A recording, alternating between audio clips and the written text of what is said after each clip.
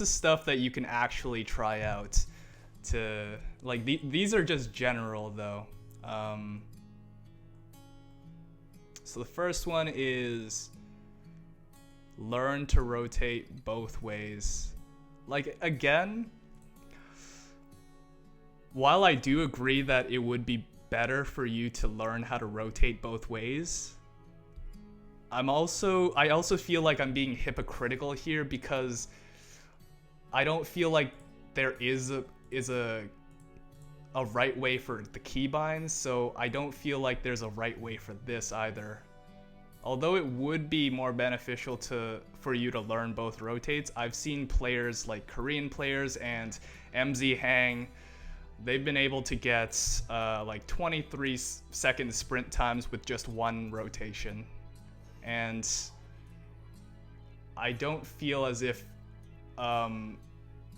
only knowing how to rotate one way is that limiting until like maybe like later on, maybe like where I'm at right now. But it's just something to keep in mind. You know, like if you want to learn it, it's honestly not that tedious. It took me maybe like a couple days to get the muscle memory down. Finesse was definitely harder than that. So like this is the bare minimum if you want to learn finesse. Most people just learn how to rotate both ways and just be done with it, but it's up to you. Another thing that you could learn is 180 rotation spins. So basically, there's this one button that lets you rotate the piece twice, as opposed to rotating it like this. You can learn how to use this if you'd like to. I personally don't use it. I don't think it's necessary. It would help, I feel, but again, it's up to you and how much time you want to commit to learning it. Next up, you could try holds versus no holds. So in Tetris, there's a way of stacking. I mean, like, this is a really minor thing, but one problem that a lot of people have is the overuse of the hold. So, you know, like they might hold this and then this and then this and then like that's largely just indecision. So one way to combat that is just to not use holds at all. Just like play as it is.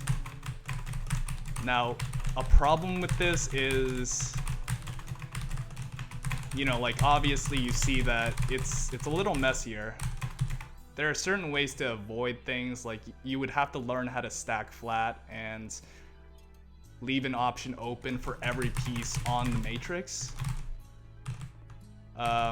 This I think is worth learning because it teaches you how to make split-second decisions, which I think is extremely important in 40 lines. So just find out what works for you. I personally use hold.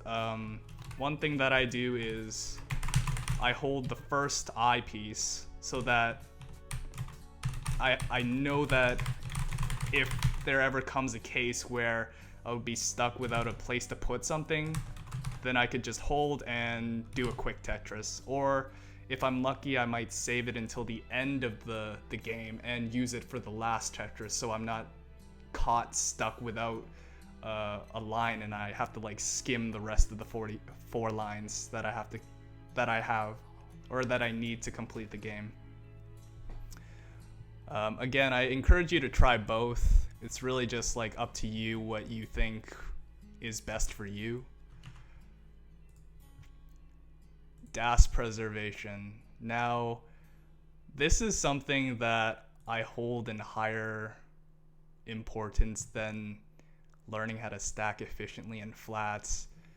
I'll probably go further into detail about DAS preservation in the stacking methods video that I'm gonna post, but basically DAS preservation is this.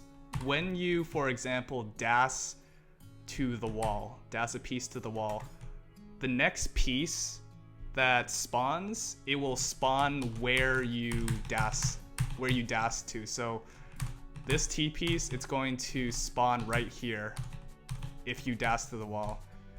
And because of that, you know this is going to happen every time. A lot of players, and me myself, I use this a lot in my sprints, is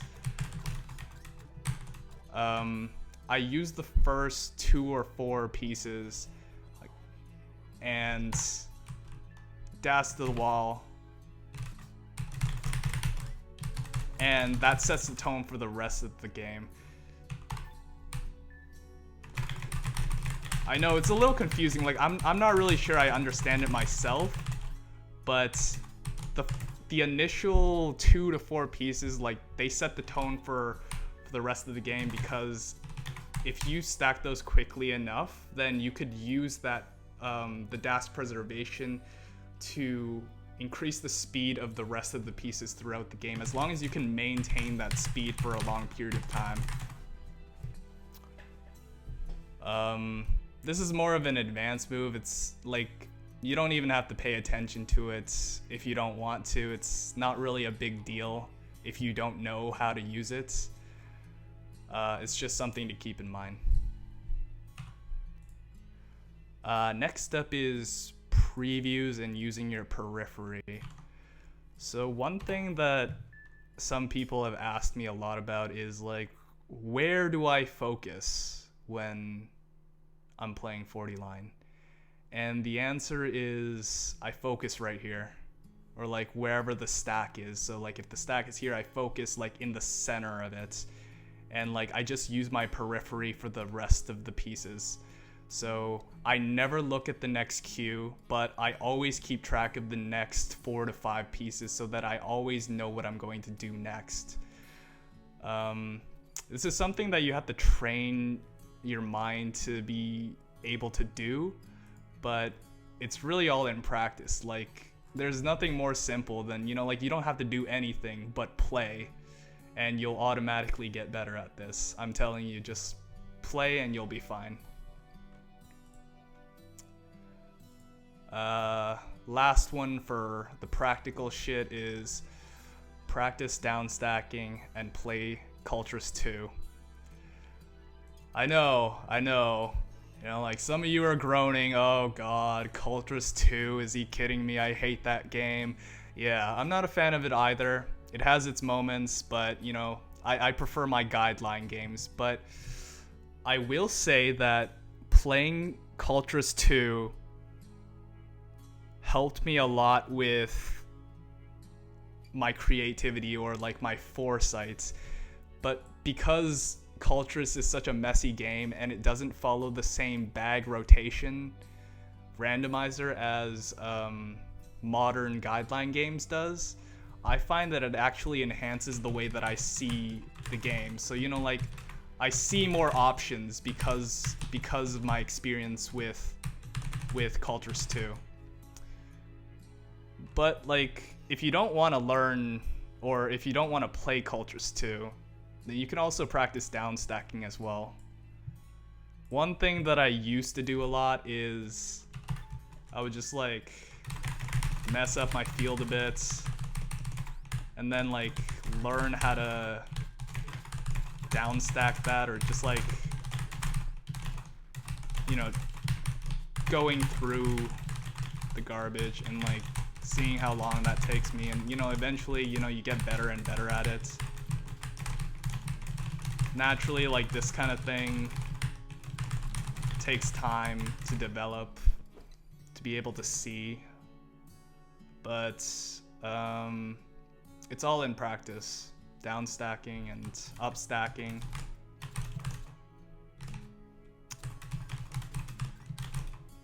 Yeah, I think that's all the topics that I have to cover. Some future videos that I might do are, like, I'm definitely going to do the stacking methods, but I also, like, a lot of people ask me, like, I'm stuck at this point, like, I can't get past sub 60, or like I can't get to sub 50, or like what have you.